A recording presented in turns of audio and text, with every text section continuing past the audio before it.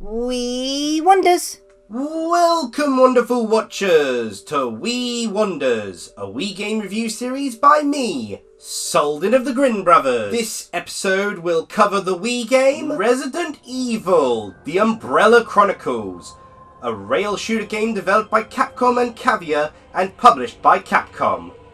Let's begin playing then. It's Waggle time! Story time! Spoilers for Resident Evil 0, 1 and 3 await you, as Umbrella Chronicles has you visit condensed versions of these Resident Evil tales with an additional connecting narrative of uncovering Umbrella Corporation secrets. Main series antagonist Wesker serves as your narrator for this first outbreak of mutating viruses and onwards, which would explain why there are so many gaps in this story. Wesker's summarising events he happens to know, which starts off with STARS member Rebecca Chambers investigating a crashed train incident and an escaped convict. Quickly attacked by zombies aboard the train, Rebecca is saved by the very criminal she was looking for, Billy, and now they must team up to survive against leeches, monkeys, bats, scorpions, and anything else this zombie zoo can throw at them. Once the events of Resident Evil 0 conclude, Rebecca heads towards Resident Evil 1, where her butt shots and bad luck continue, now in bonus side chapters. We made it outside. Are you alright, Rebecca? Yeah. No, I'm dying. Something's coming.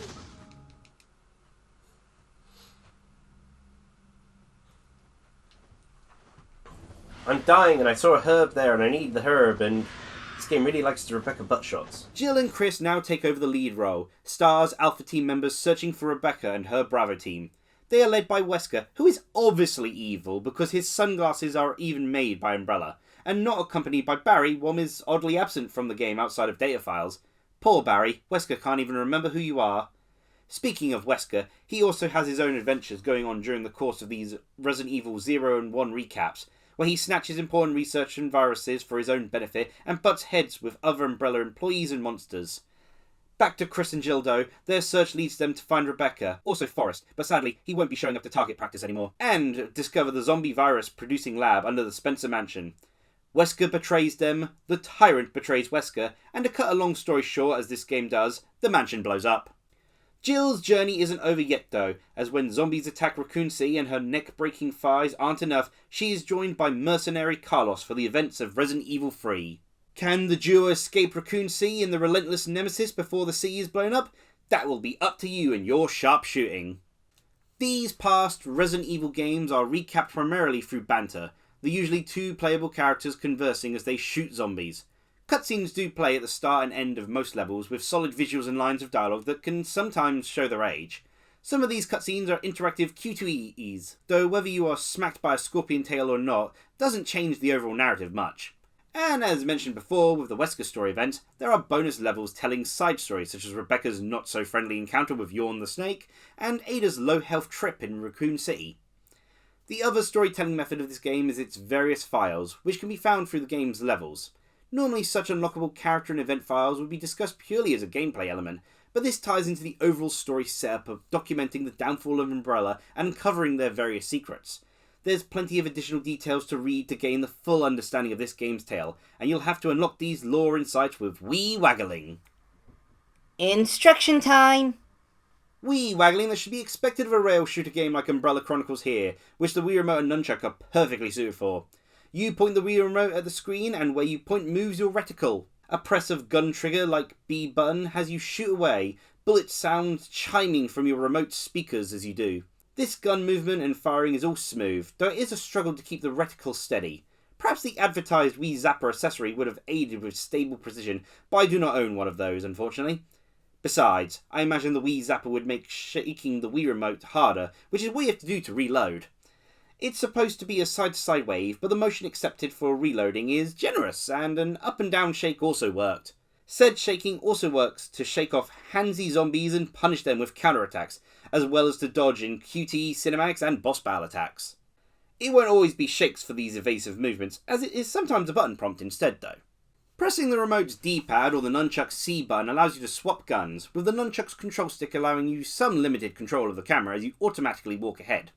The A button of the remote allows you to pick up items and select optional pathways. Holding the A button down allows you to use your non-gun weapons, the swift knife, and explosive grenades. Those explosive barrels.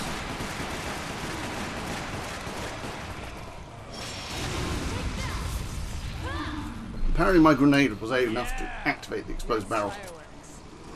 For the knife, you swing the remote as you hold the A button, whilst to use a grenade is done by a press of the B button, again as you hold the A button. Apparently the Z button of the nunchuck serves the same function as the A button, but I never once used it. Honestly, the control scheme could have been easily optimised to use only the remote, but what is here works smoothly.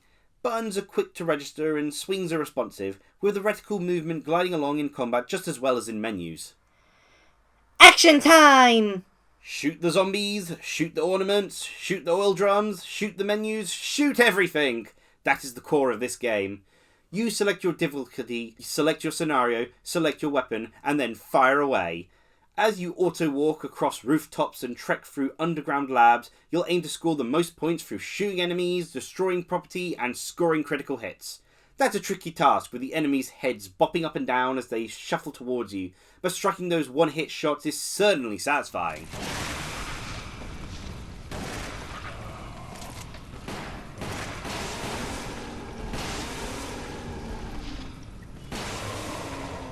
Wow, I did not expect that many crits in a row. Have to keep going.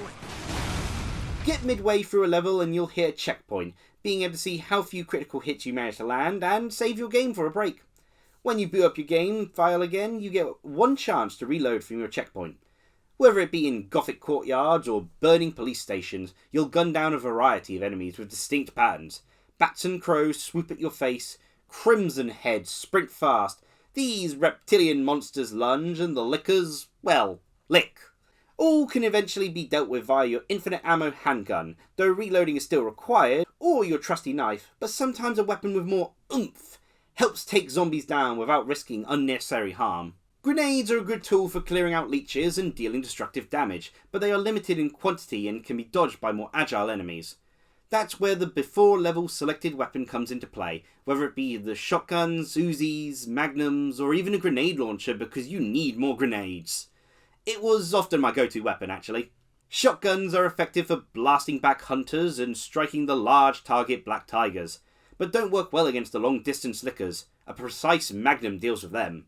The missile launching weapons will make quick work of most foes, but swiftly dipping away opposition like the Gravedigger boss means the slow explosives will often miss. For quicker enemies or when trying to block vomited projectiles, rapid fire guns like the submachine gun are best suited. These additional guns have limited ammo, but you can find more bullets throughout the levels if you search and destroy well. You can even find different guns and have an arsenal as you arrive at the boss. Though with the amount of enemies faced on the way, and especially on the hard difficulty setting, you'll likely be coming up to these towering animals and experiments with low ammo and even lower health. Luckily, health recovering herbs and death-defying first aid sprays can be found throughout these levels. Much like with the ammo, files and firearms, they can often be secretly stashed away in all manner of ways. A secretive first aid spray is common at the start of a level, though tricky to find and adds to the challenge of preserving it all the way to the boss. If you perish, the first aid spray functions as a one-up, allowing you to keep going. Best to shoot down zombies before they get to you and succeed at the QTE moments to ensure you have health spray around for the giant scorpions, plants, and snakes that await. These big bosses await you at the end of most levels, or a massive wave of hunters lunging at you. These bosses hit hard, so until you learn of their attack patterns, where to focus your fire, and which weapon to use, you'll likely be using that first aid spray. Guns and herbs are located in these boss arenas, some obvious and some hidden, but all needed to whittle down the massive health bars you'll have to endure.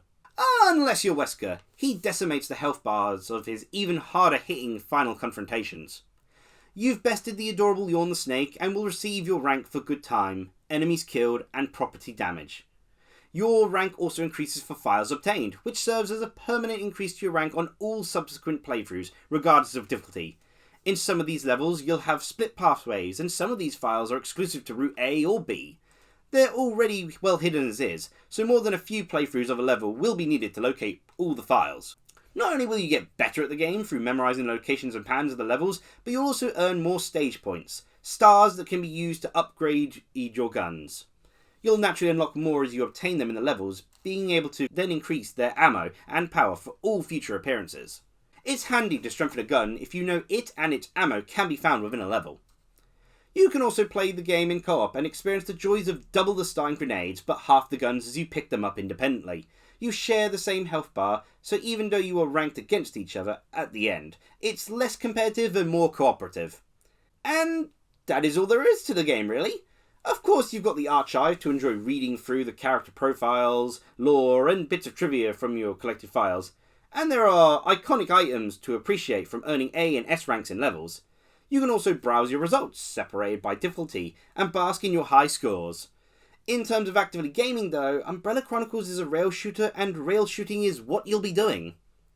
Graphically, the game is superb, with gritty locations, natural set pieces, and delightful illumination, be it from the still functioning lights, raging flames, or the rare torch sequence as you wander in the dark.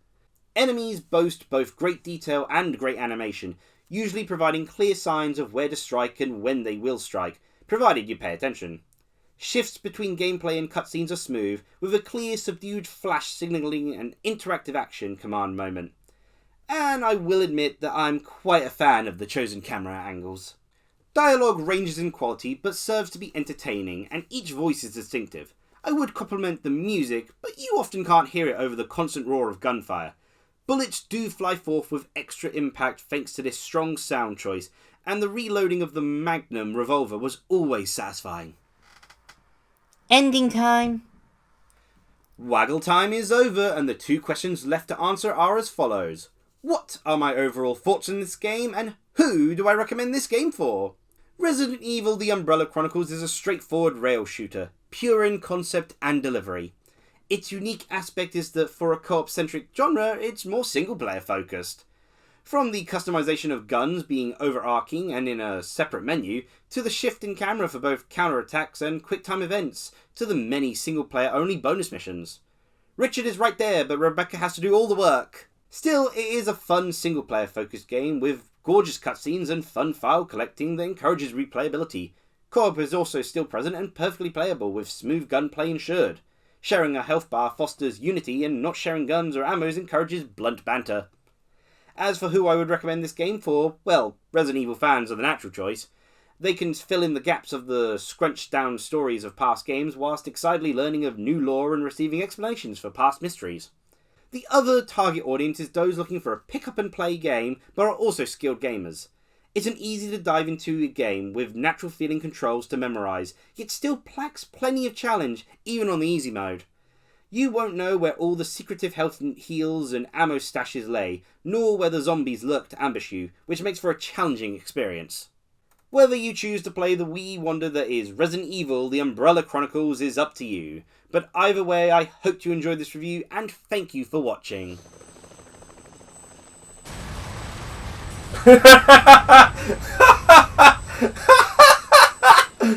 Oh, explosion was just immediate. There's Rebecca. No Barry though. In fact, he doesn't appear throughout the entire game. Weirdly enough. The mansion drew to a close.